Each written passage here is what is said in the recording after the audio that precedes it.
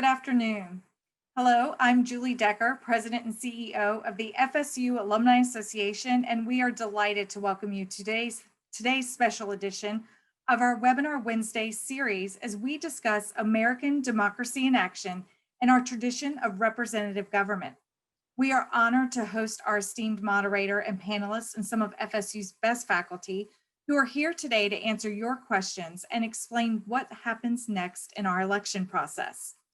As you're watching, I encourage you to submit any questions you have for our panelists using the Q&A feature at the bottom of your screen. We'd like to thank the College of Social Sciences and Public Policy, the Institute of Politics at FSU, the Leroy Collins Institute, Academic Affairs, and the Division of Student Affairs. Now, I'd like to introduce our moderator for today's webinar, Dr. Tim Chapin, Dean of the College of Social Sciences and Public Policy, and a professor of urban and regional planning at Florida State University. Dr. Chapin, thank you so much for being here today. Thank you, Julie. It's a real pleasure to moderate this event today. It's interesting times we're living through and a very exciting week. To my mind, this is exactly the type of event that FSU likes to bring to its community. We're going to be relying upon the insights of some great scholars and thinkers within the university to help us understand where things currently stand regarding the 2020 elections. Again, I'm Tim Chapin. I have the great pleasure to be the Dean of the College of Social Sciences and Public Policy.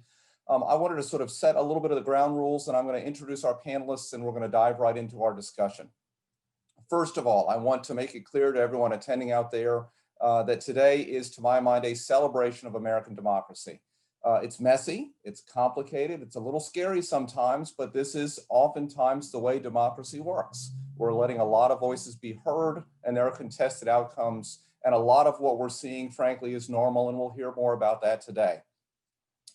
So I would urge us to think of today as a celebration of what makes the nation great and how we think about transitions of power or continuation of power for those that are in government. In terms of the ground rules, what we are presenting to you today is a nonpartisan take on where things stand. So we're not here to talk about individuals and their views. We're not here to advocate for certain candidates. That's not what this is about. This is a what's next event. What do we know right now, and what do we see in the near future? Again, we're going to be welcoming your questions. I'm going to observe. We will probably get more questions than we can answer. I will do my best I can to get through those as quickly as I can. So, with no further ado, let me actually do the more important work of really introducing and beginning the discussion with our great set of panelists. First up, let me introduce Dr. Brad Kyle. Dr. Kyle is the Outreach Director for the Institute of Politics at Florida State University and is also the Director of the Masters of Applied American Politics and Policy program in the College of Social Sciences and Public Policy. Dr. Kyle, thank you for joining us today. Next up, Professor Nat Stern. Professor Stern teaches constitutional law, American legal history, and Supreme Court role-playing seminar, and serves as a faculty advisor and coach to Florida State's Law Moot Court team. Professor Stern, thank you for joining us as well. And last on in our docket today is a dear friend of mine, Dr. Carol Weissert, who is the director of the Collins Institute and also the Leroy Collins Eminent Scholar Chair and Professor of Political Science at Florida State University, and someone that is called upon routinely to speak about Florida and national politics. Dr. Weissert, good to see you as always. Thank you, Dean Chapin. So let's start with sort of where things stand. And Dr. Weissert, I'm going to turn to you first. Can you talk about sort of where things stand with sort of the national elections? And then I'm going to see if Dr. Kyle and Professor Stern might want to chime in. But on the national front, where do things stand right now? Sure, I want to get to that in a minute, but I wanted to follow up on one thing that you said, Dean Chapin, and that is about democracy. And just to point out that it looks like turnout is going to be a record high. Our estimate at this point is that 160 million people have voted in this election, which if it sounds like people are still going through the records, but it's going to be the highest since like the 1900s. So I think this was really where we get into some of the details, keep in mind that a lot of people voted, and that is good. All right, so the presidency, I checked about 15 minutes ago, says as of 15 minutes ago, the electoral count was 227 for Biden, 213 for Trump. But there's 7 states that are uncalled at the moment. We should know about 4 of those states, North Carolina, Georgia, Arizona, and Wisconsin. We should know by the end of the day today. But 3 others, Pennsylvania, Nevada, Michigan, are going to be a little bit later. Now, it's not anything nefarious going on here. It's not because you're trying to go out and find votes or steal votes. The simple fact is it's state law.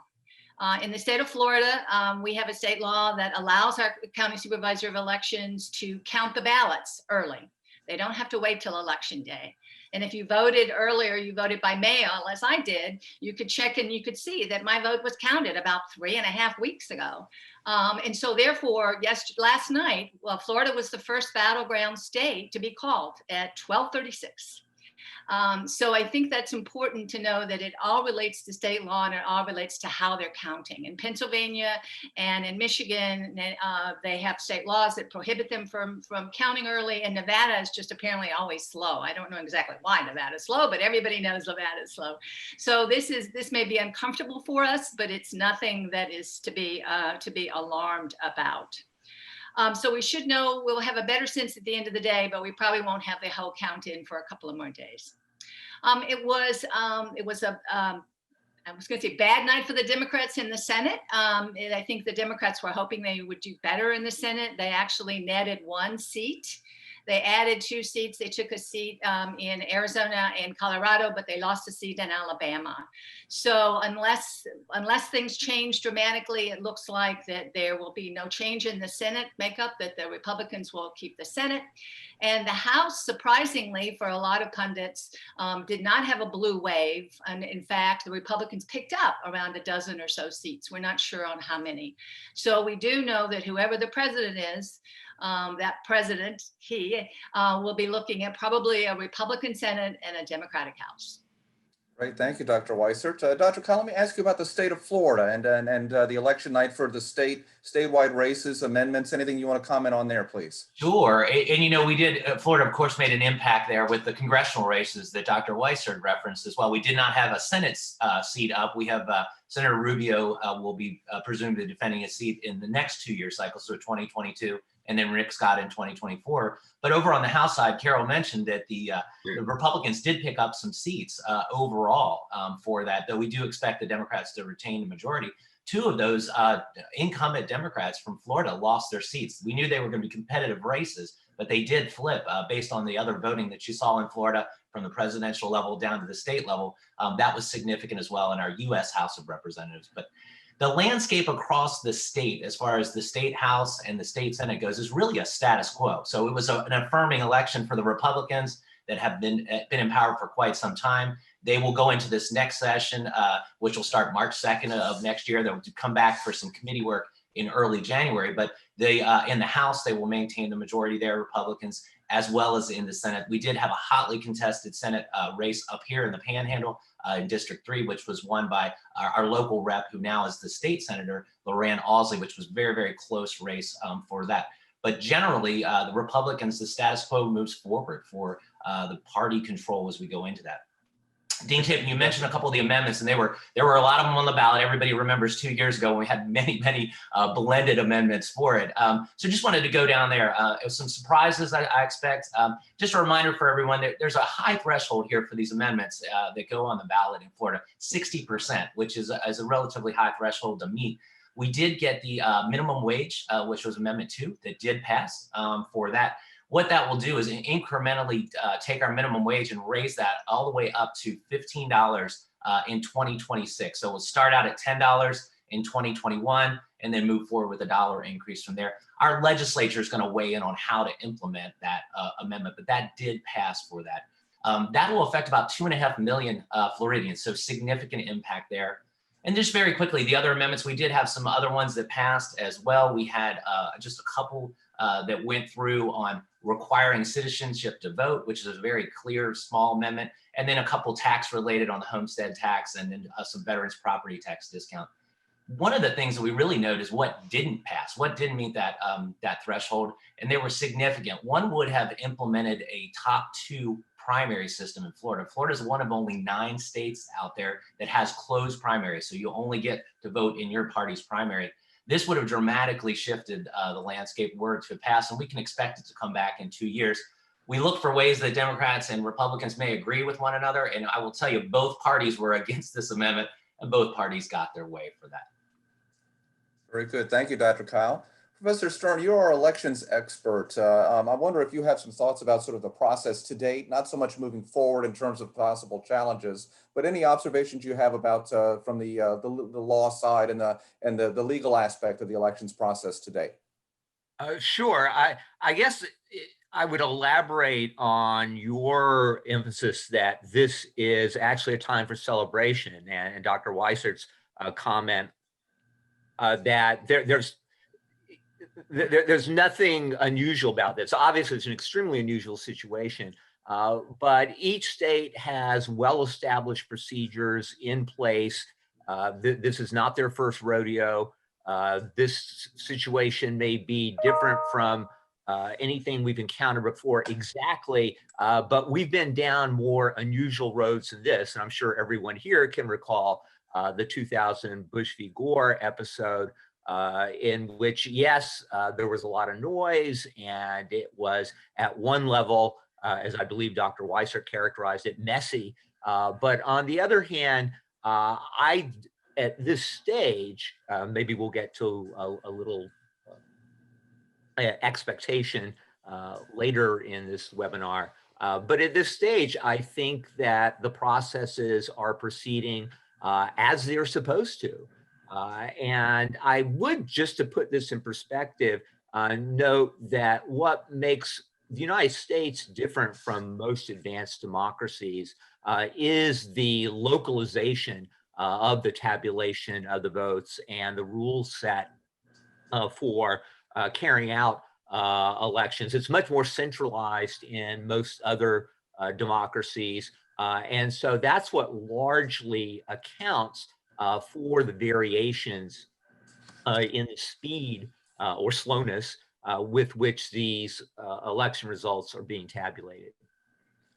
Very good. Thank you, Professor Stern. Let me turn it over to the panel more generally and ask you to talk about sort of what's the title of this webinar is "What's Next?" What is next? What's the process moving forward? Dr. Weissert, I might go back to you and ask, what is the process here? You mentioned towards the end of the week, or maybe later today, we'll have more information. Can you explain for our attendees sort of how these things work, sort of moving forward across the nation? Sure. Well, this is the first one. We got about 10 minutes before we got into the Electoral College, but we do have an Electoral College, and this is really the key component here, because we don't have a direct election. We don't have a popular election for president. So what's going to happen is that the states then have their Electoral College votes, or the number of their House members plus their 2 senators. And in most states, not in all states, in 48 states, they are cast by those electoral votes go to the candidate that wins by 1 vote.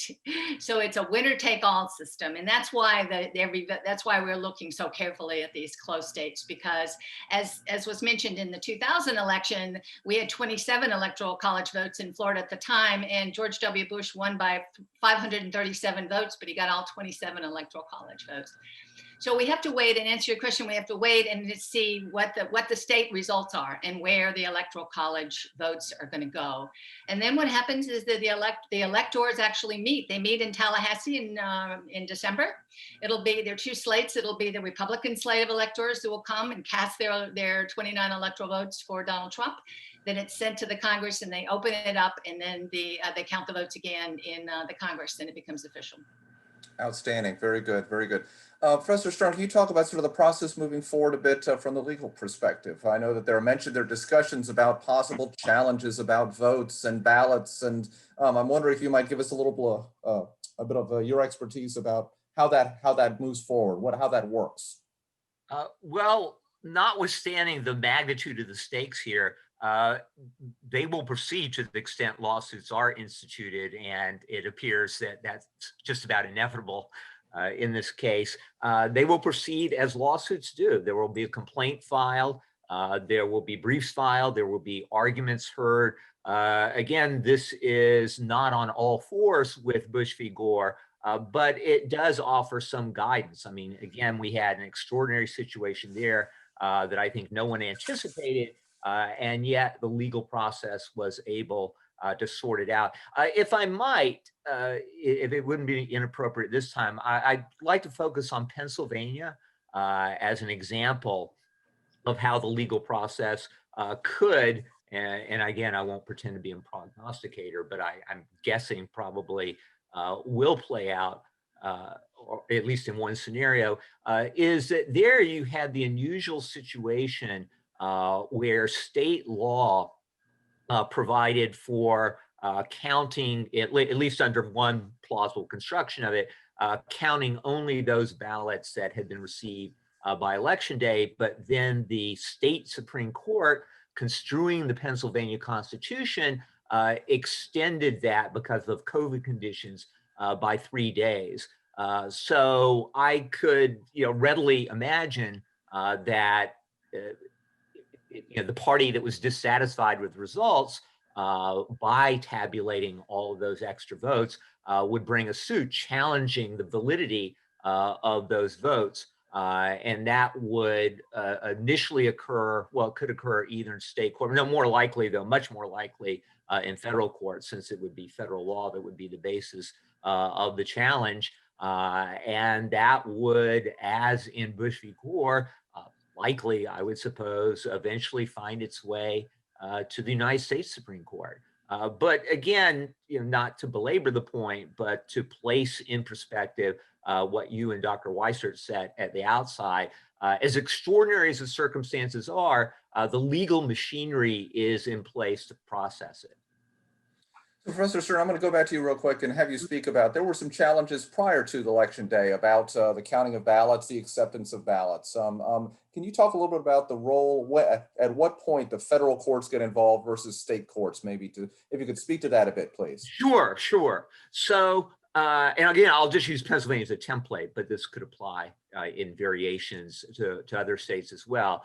In Pennsylvania, as I said, the Pennsylvania Supreme Court construed state law to extend the tabulation of ballots to those that arrived within 3 days after election day.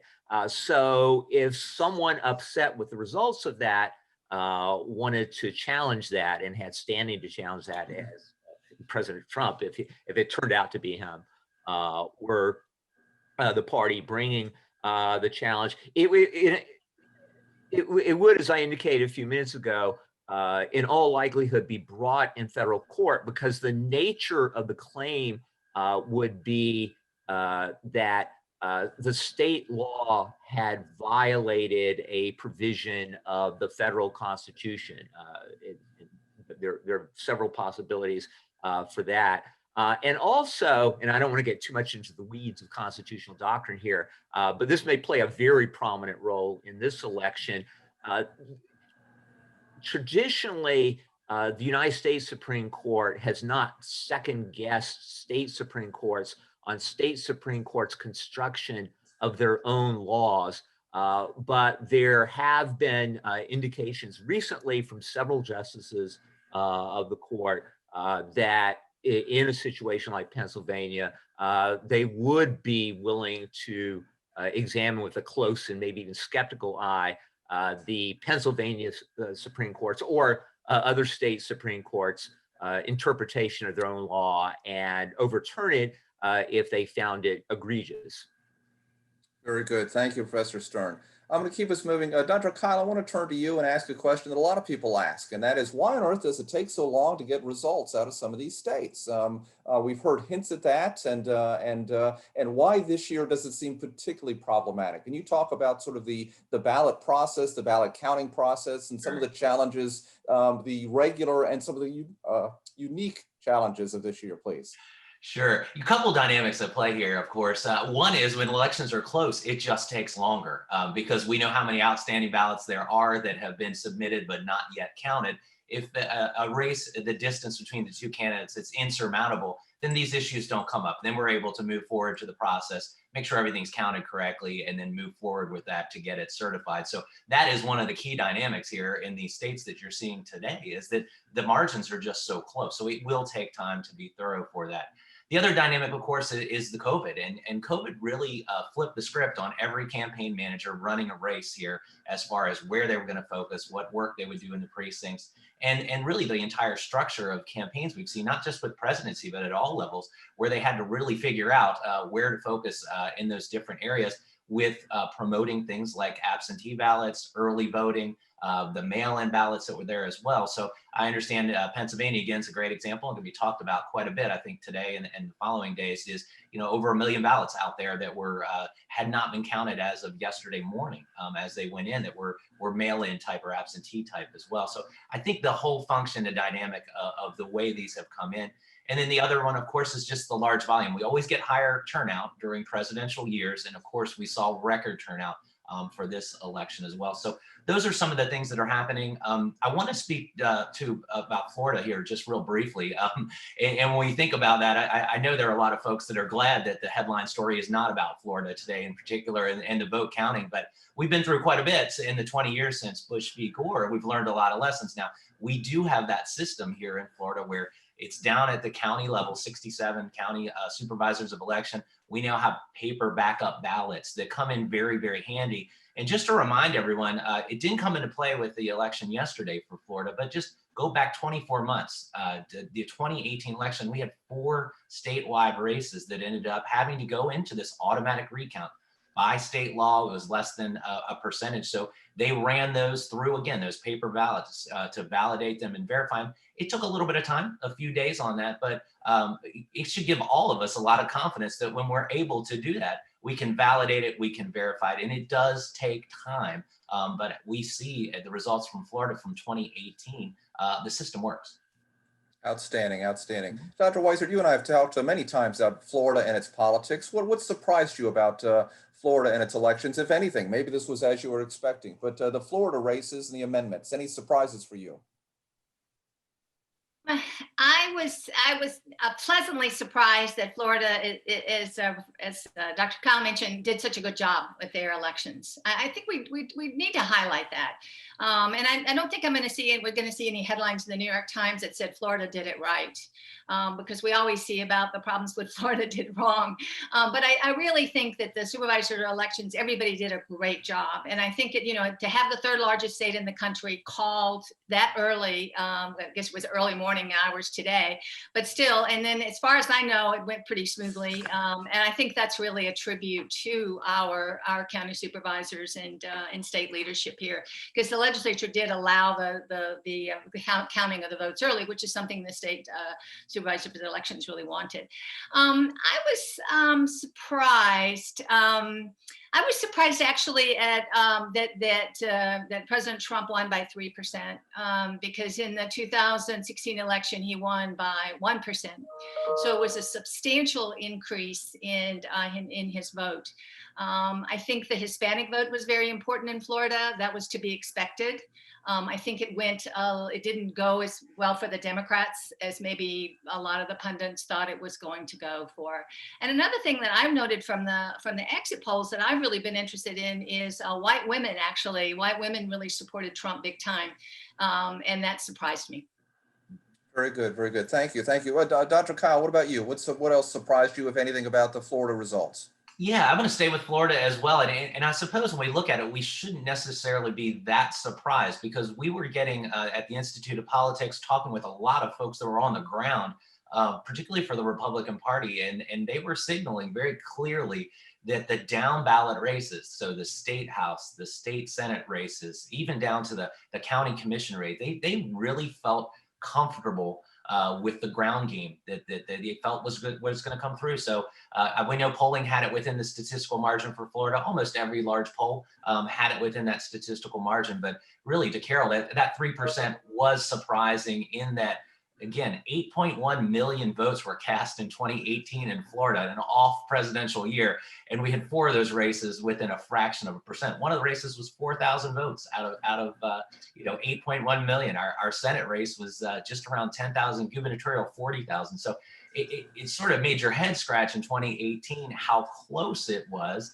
And then we fast forward to 2020, and you almost expect it to be razor thin. And again, and it wasn't. It was convincing. And again, what we are hearing from the ground sources, both Republican and Democrat, they really attribute it to those down ballot races and the ability for Republicans, as they have for these state legislative races, to really get the turnout going in their favor.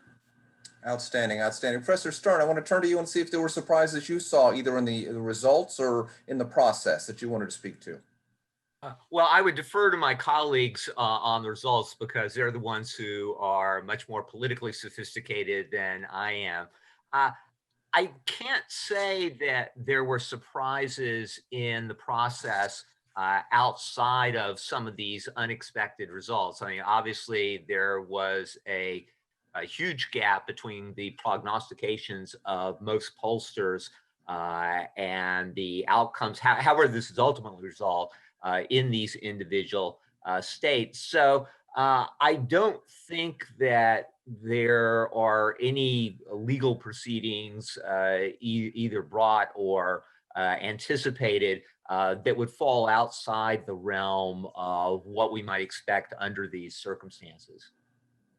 Very good. Well, let's talk about those polls. There's a lot of talk beforehand, and there were a lot of sort of signals. I'm a big 538.com person myself, and I've always enjoyed Nate Silver's work. Dr. Kyle, let me turn to you. We did a poll for the IOP, for example. What about these polls? How do they work, first of all? Talk to us about that, because a lot of people don't understand how polls work, and let's talk about. A lot of people talk about what went wrong, and I'm going to raise the question. Did things go wrong? So Dr. Kyle, talk to us about polls a little bit first, and then Dr. Weiser, I'm going to turn to you to speak to that as well, please. Sure.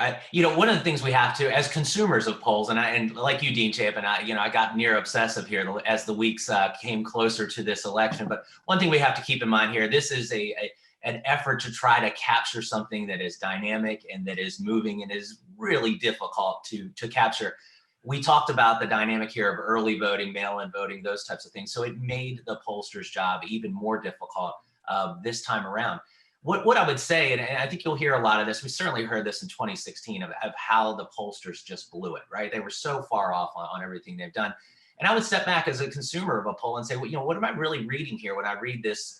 Let me take a look at this margin of error of plus or minus 3%.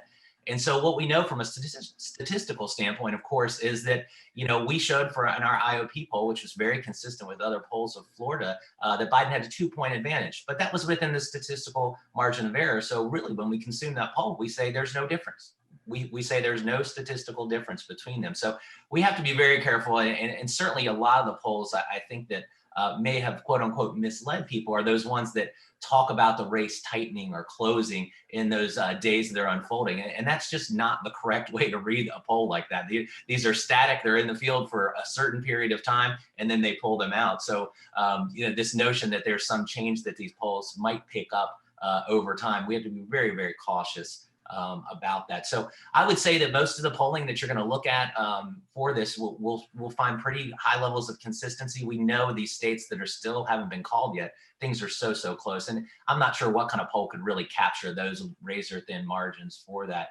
And lastly, I want to say to everyone, if you're looking to learn more about this, about polling and this election forecasting, visit our website, iopfsu.com. We have a couple events coming up here in a few weeks. We've got experts that are going to do just this. They're going to go back and track these models for election forecasting, talk about the polling, get underneath it, and certainly talk about the things that went right and the things that went wrong on this. And this is a constant thing for pollsters to try to get better and better with it. So jury's still out, I think, from last night on how well some of these polls have done. But I think as a consumer of them, I feel relatively satisfied that they were telling us the story, and that was it's going to be really, really close.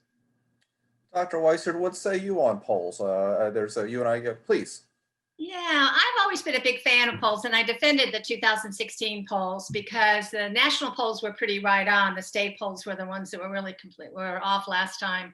And we know from the 2016 election that a lot of people decided late.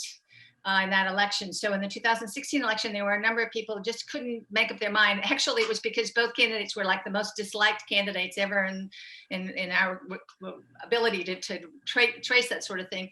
But then in this race was very different, right? Because there were very few people that hadn't made up their minds in this race. It was all about getting people out. So, and the other thing that happened is the pollsters really tried to make better adjustments on their state polls. And the problem is that they take a very small number of people and then they adjust it for the categories those people are in, and then they try to make these broad things from this. So I think that's one of the most disappointing things in this election was how bad the polls were. And it wasn't just in one poll, it was kind of the trends of the polls.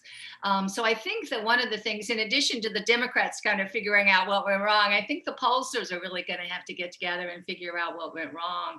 A lot of people think it was maybe Trump voters that didn't want to admit they were Trump voters, but I'm not impressed by that because I've seen the truck trains and everything else. It just doesn't seem to me that that's what's going on here. But I think there will be a lot of effort in political science and elsewhere to really look at these polls and try to figure out what went wrong, because this is a second major embarrassment. Very good, very good. I want to remind our attendees, we welcome questions via the Q&A feature there. We actually have our first question from Bill Williamson, and I'm going to ask Professor Stern maybe to speak to this first, but I'm going to open it up to Dr. Kyle and Dr. Weissert as well. Do you see the electoral process being eliminated, electoral college process, I'm assuming, in the future, and relying strictly on the popular vote?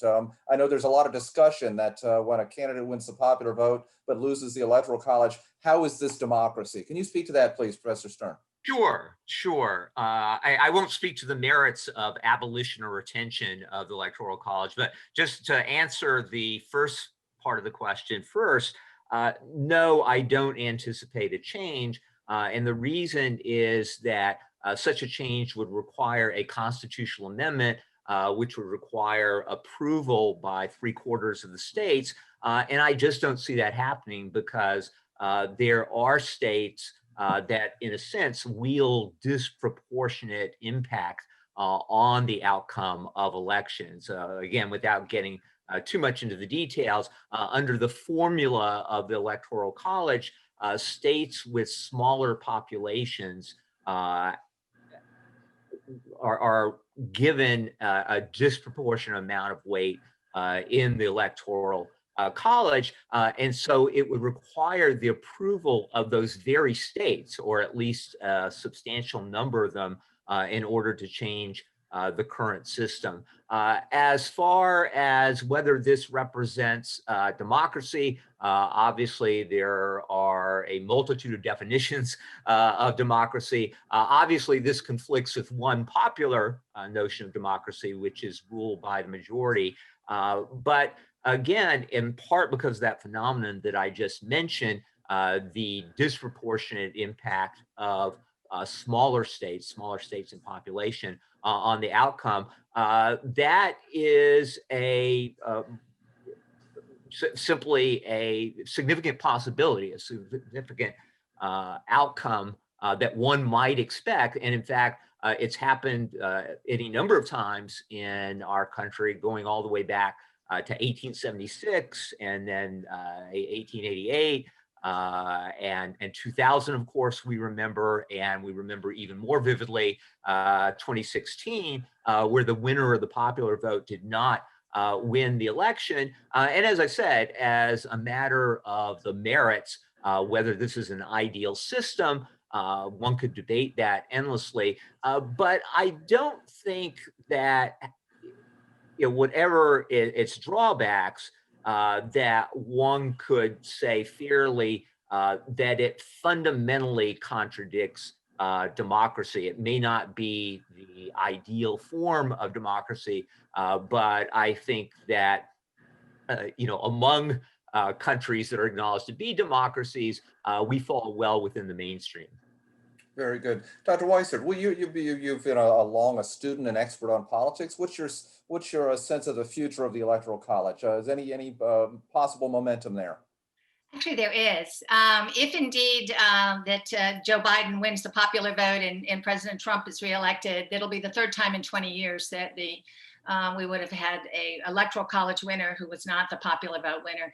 There's something called national popular vote that's been around for about, well, actually since 2000, but it's gotten a lot of steam. And I think there'll be a lot more interest in that if indeed, if this is the third time.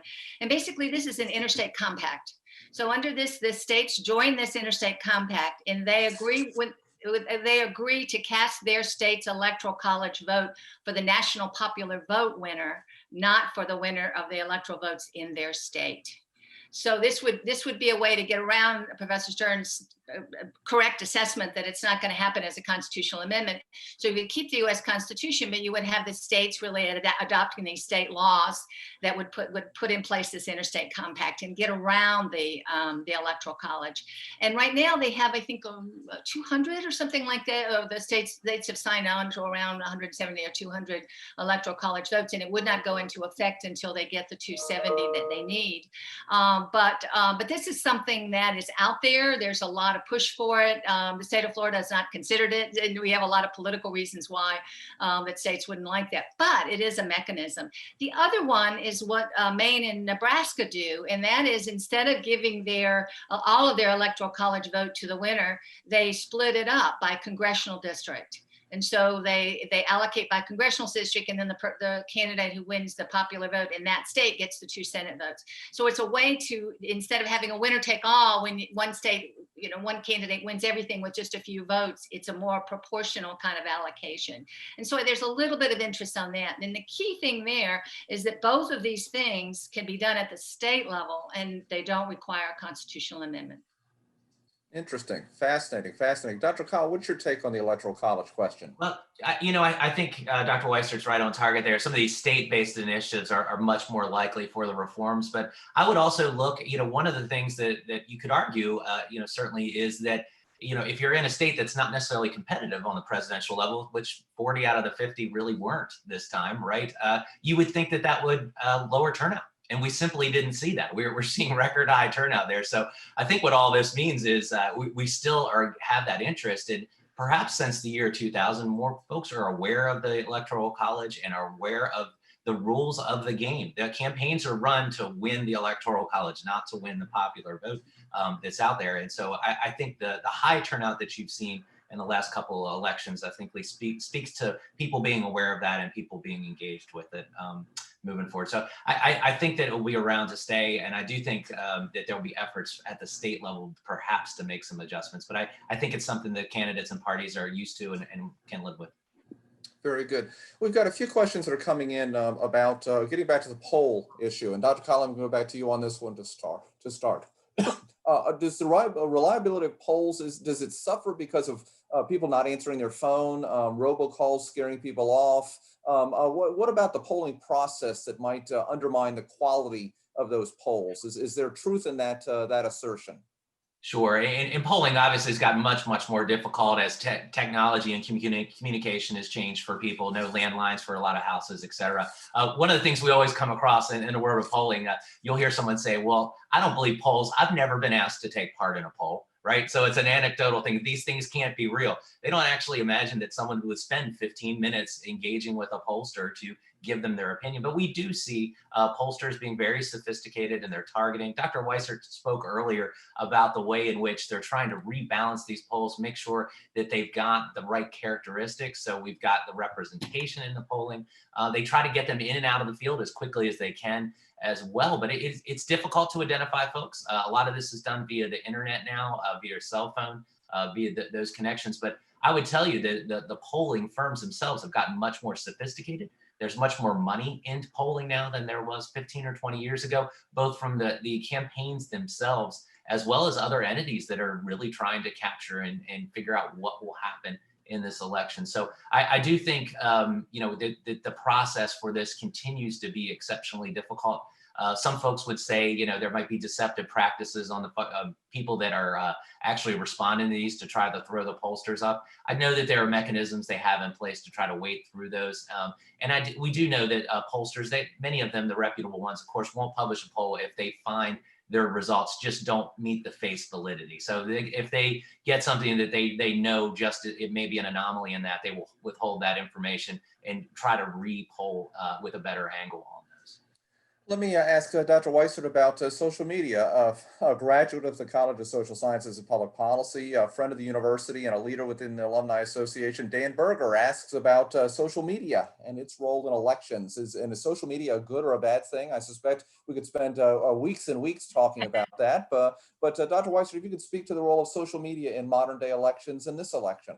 Yeah, I think it was very important. I really do. I think it's a way of providing information and sometimes misinformation out to people. I think that it played a role. I think it played a role in Florida, in particularly in the Hispanic population in South Florida. There was a lot of information that was across social media about Biden's socialist tendencies and a variety of other kinds of things. And I'm sure the Democrats did the same thing, but it comes up with that example. Yeah, and it's interesting because it's clearly very important. Political scientists are still trying to get our hands around this issue because it's hard to do because of the tweets and retweets and a variety of other kinds of things. We do know some things, and I think one of the more troubling things is that we know that that lies, I was trying to think of another word, but let's just say misinformation is passed along faster than the truth. Okay. And I think, Machiavelli would have had something to say about that, and he came pretty close to it. He was a great political theorist, but the point is that, yeah, we like it. I mean, the more scandalous something is, we're more likely to read it than if it's just more sort of nuanced truth. And so I think that's the real problem with social media. There are good things that go along with it. Our students really use social media, and that's how they communicate. But I really worry about the fact that there is a lot of misinformation, and the evidence we do have is that the more scandalous stuff really passes the fastest. And then when you read it over and over and over, you're more likely to believe it. Sure, and although that's not, we've seen that with other media as well. Newspapers, the headline "All is well" tends not to sell very well, whereas the scandalous headline, we see a big sale in newspapers. So, Professor Stern, I'm going to take us a different direction. We received a question in advance of the meeting asking about the role of the Supreme Court and at what stage they might get involved. And the question revolves around how does the Supreme Court base its decisions, or how is it supposed to base decisions involved in state election law, in ballots, and some of the questions that might come before it in the case of this election. So what's the role of the Supreme Court, and how do they do their work? Sure. I would go back a bit to what I was saying before about the grounds for challenging a result, for example, in Pennsylvania, but it could be any of these states. Ordinarily, the Supreme Court would, in considering an issue, say one arising out of a dispute over the ways in which ballots were tabulated, look to federal grounds. So, for example, the Elections Clause of the Constitution. There are provisions in Article 2 of the Constitution governing how presidents specifically are elected, but they would also possibly, and it's quite conceivable under present circumstances, look to broader principles that are promulgated in the Constitution, like the guarantee of equal protection of the laws, the guarantee of due process. And the court, frankly, has enormous latitude in deciding the grounds on which it's going to base a decision. So, for example, again, if I may recur to Bush v. Gore, the grounds on which a majority of the court agreed that case should be resolved was a theory of equal protection that not only had appeared in no precedent of the court, but even President Bush's legal team had not really strenuously advanced. It was kind of a secondary argument. So without being too crass, essentially I would say that the Supreme Court can decide a case on any grounds that it finds persuasive. And Justice Robert Jackson once said, we're not final because we're infallible because we're final. And so if you want the most realistic take on that topic, I think that's it. Beautifully said. Love that. I'm going to borrow that from my dean's job. So Sure. that's a great bumper sticker there, Professor Stern. Thank you. We've got an interesting question from Brian Fiore about the rise or the prospects of more parties in the American system. We're dominated by two parties. There are a lot of people that the parties certainly love being certainly the setup that way. So Dr. Weissert, let me talk to you first, and then Dr. Kyle, you're on deck here about the prospects for a multi-party system in America. Is there any movement towards that? What do you see next in terms of our party system? No. Okay, Dr. Kyle. Okay, let Dr. Weissert say a little No, bit there's more, nothing. please. Well, it's just, again, part of our system is that, we have these 50 states and these subdivisions within these states that run this system, and the 50 states determine, they define third party, what's a third party, and they define how the third party can be put on the ballot. And so if you're a third party candidate, you can't just announce, well, I guess you can, but you're not going to be very successful if you just announce. You have to have setups in all 50 states to make sure that you're on the ballot in all 50 states. And it makes it very hard to do.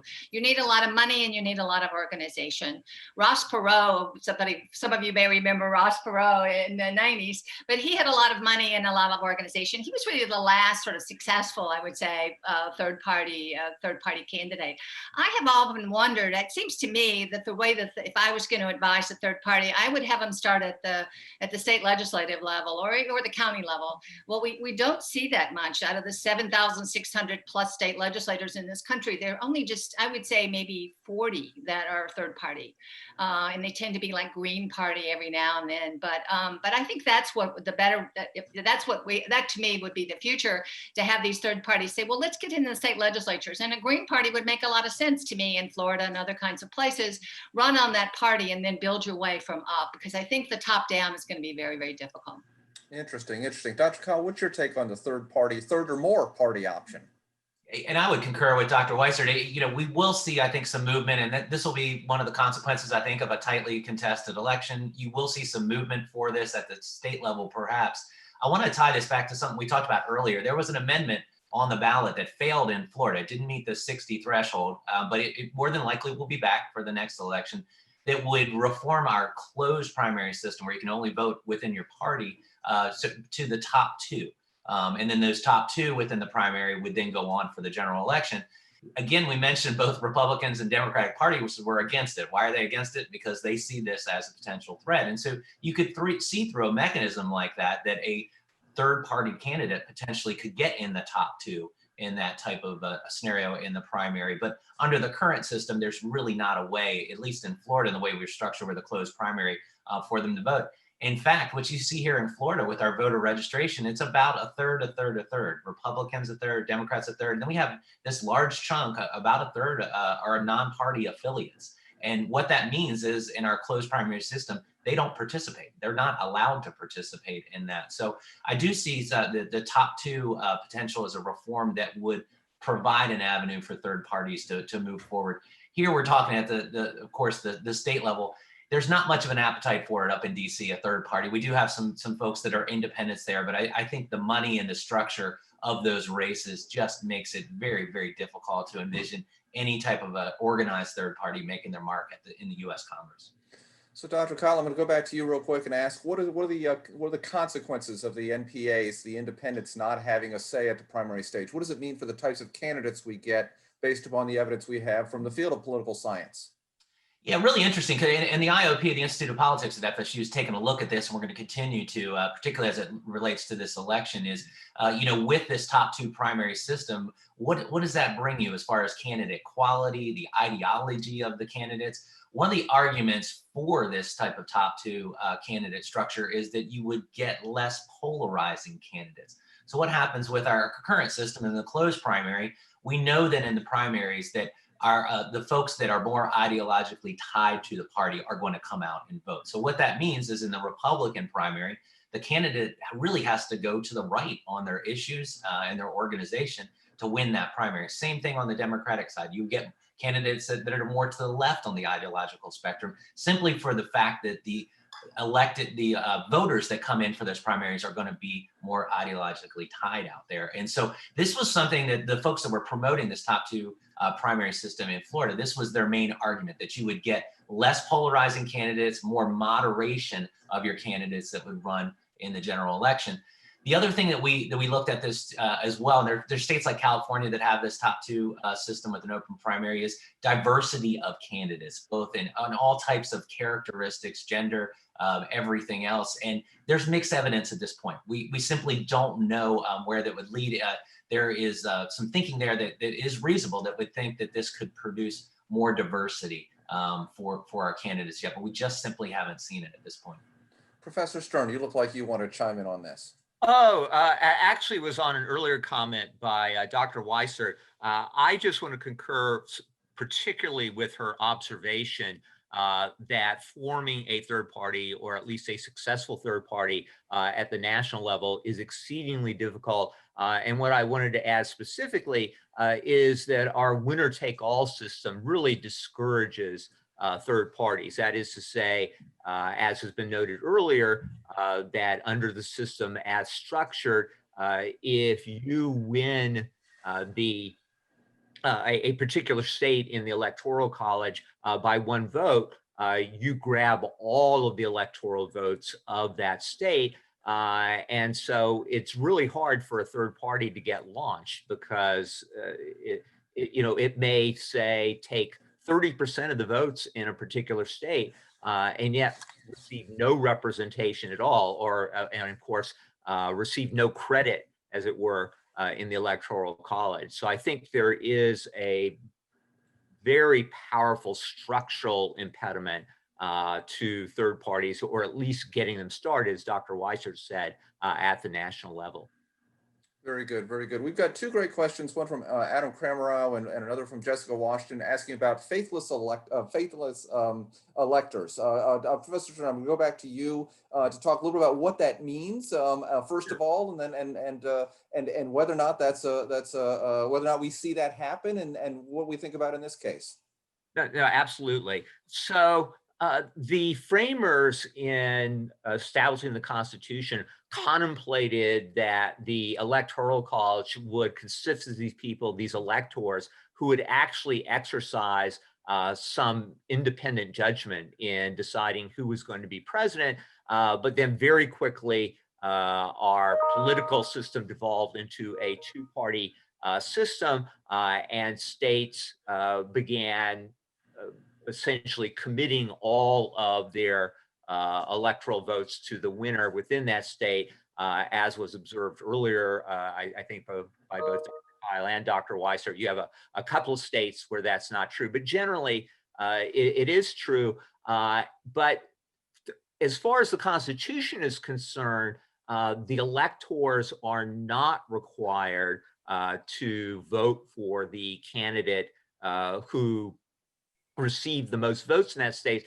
And that person, should there be such a person, and from time to time there have been, they've never made a difference, a decisive difference in elections, but there have been these people, as Dean Chapin referred to them, these faithless electors. That is to say, those who violated their pledge to vote for the winner in that state. And whoever posed that question posed a very timely question, because just this year, the United States Supreme Court, and it seems sort of late in the day to do so, or it's surprisingly late historically, but the court did rule unanimously that a state could force its electors to adhere to their agreement to vote for the candidate who took that state by obtaining the most votes in that state.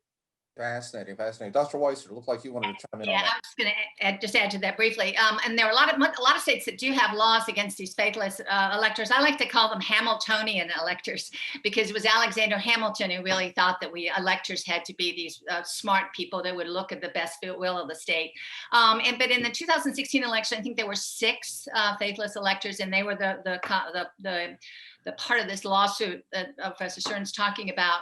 And the states that were involved in the lawsuit actually punished the people. Well, they would either substitute the person, or they would fine the person, fine the faithless elector.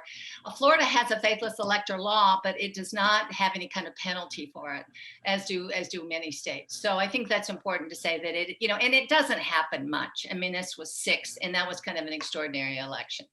Interesting, interesting. We've got only a few minutes left. I've got one last question, then I'm going to turn it to each of you for a final comment. But my question is, there's a lot of anxiety right now. There's a lot of concern about, am I getting the right information, accurate information? Dr. Weissert hinted at, and we wrestle with the misinformation out there in the world. I'm interested to hear where you seek your information on the current data, on where things are headed. What are your trusted sources of information? I'm sure each of you could go on and on, but I'm going to ask you to do one or two of your very favorites. Dr. Kyle, I'm going to tap you first, please. Sure. You know, I think in this world we're living, particularly with political information, there's a lot of binary thinking here that goes on. And so, you know, I'd encourage folks to look past that. I think you'll find that helps ease the anxiety for this. Certainly a high stakes election. I don't know how the presidential race will play out here. Hopefully we'll know here in the next several days with it, but about half the country will be disappointed for it. And then the other half will probably be nervous as well. So I think, you know, informing yourself and moving away from the binary thinking is a great way to do that. For me personally, I don't spend a lot of time on broadcast media, television, that type of thing. I try to really differentiate, and I would encourage everyone else, understand if you're listening to political reporting or political commentary. There are big significant differences out there as well. And you know, as a consumer of media out there, whether it's social media, broadcast media, or print media, I think understanding that will be very helpful for you. I know it does for me. I've caught myself several times, you know, really trying to challenge what it is I'm consuming. Is this just commentary here, or is it, you know, fact that I'm looking at? For me, I visit different newspapers during the day. I have some subscriptions to them. I will read the Wall Street Journal and then the Washington Post. Some would say one has a left bent, a right bent. You know, if I think by consuming two different sources that potentially have a bend to them, you can find your own way through those as well. I also like to dig deeper on policy. I think a lot of times we just get the bullet points from our elected officials. And for me, I find a lot of my anxiety is eased by diving deeply into an issue that I care about, like healthcare or the environment or things like that, and really spending the time on it. Then you become very, very informed. And for me, that's a tactic that I use quite a bit. Outstanding, outstanding. Professor Stern, what about you? Where do you turn to for your information? Well, specifically, I would echo part of what Dr. Kyle said, which is to say, I also look to well-established media and media institutions. And so my balance is between the New York Times and the Wall Street Journal. And I will just say generally, as someone with a legal background who is immersed in law, one of the things we emphasize in law is evidence. And so, as Dr. Kyle was saying, it's so important to distinguish between commentary or opinion on the one hand and documented facts on the other. And I do find that the, you know, again, nationally established media that at least originated in print, like the Washington Post, like New York Times, like the Wall Street Journal, are fairly transparent about the foundation for whatever factual assertions they're putting forth. Outstanding. Dr. Weissert, what about you? Anything to add in terms of sources or thoughts? Yeah, I would recommend something called The Monkey Cage, which used to be published by the Washington Post, is now still loosely associated with the Washington Post, but is kind of separate. It's called The Monkey Cage, and it's written by political scientists. So if you want to know, you know, what about faithless electors? If you want to know what about there'll be a whole slew of things after this election. But I really like it. It's not skewed. It's part of the political science kind of approach to get some of information out, and it's really written. It's short, and it oftentimes it connects to the article itself that's been published. So there's a real linkage there. So I would really encourage people to check that out. The second thing that's related is something called The Conversation, and it is also a program. It's an amalgamation of just some interesting kind of stories, some interesting kind of research. It's less political scientists, but it's also really interesting, and it also doesn't. It's not the sort of media per se, but it's sort of smart people providing their information. Outstanding. Yeah, The Conversation is something FSU is a partner with. We have many faculty that have published pieces there. It's evidence-based policy analysis and news, essentially. So wonderful. I'm going to give you each a minute to sort of offer any final thoughts. Dr. Kyle, any sort of anything else you wanted to share that we didn't get to today, or anything on your mind, please?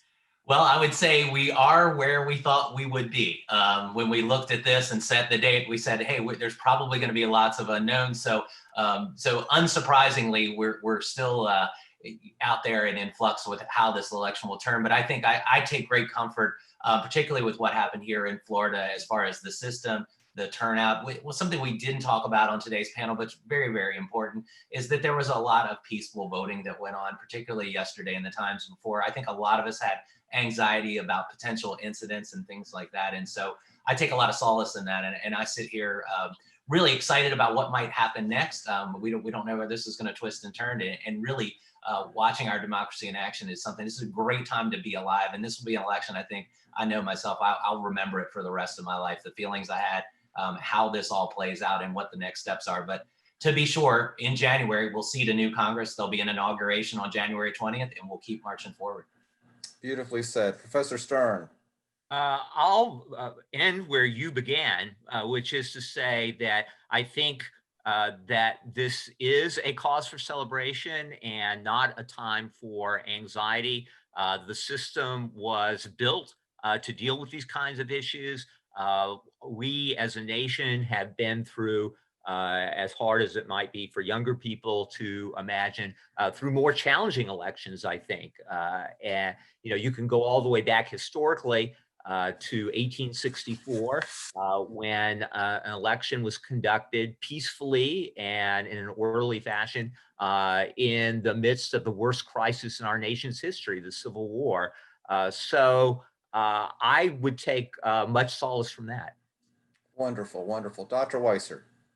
Well, I want to spend my minute to mention something that we haven't talked about, and I think it is a positive factor, and that is the role of money didn't matter that much in the presidential election this year, and that's really surprising. Now, there have been cases in the past where somebody put a lot of money in an election and didn't win, but I think in this race there were a number of Senate races, the presidential races in a number of states, where there was a lot of money put into the race and that candidate didn't win.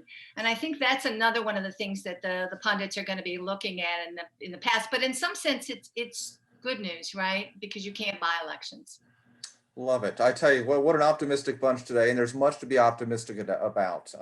Dr. Kyle, Professor Stern, Dr. Weiser, thank you for your expertise and your insights. To those of you that have joined us today, we appreciate you hearing from us. Please stay involved, get involved, continue to vote when given that option. Believe in the American democracy, because it's a remarkable, powerful, and wonderful thing. Be well and stay well. Thanks to our friends at the Alumni Association. Thanks to the IOP at FSU. Thanks to the Collins Institute. And thank you to the College of Law. Be well, stay tuned, and we will see you in a future webinar, maybe to talk about what's next in Congress and in policy in Florida and the nation. Thank you and good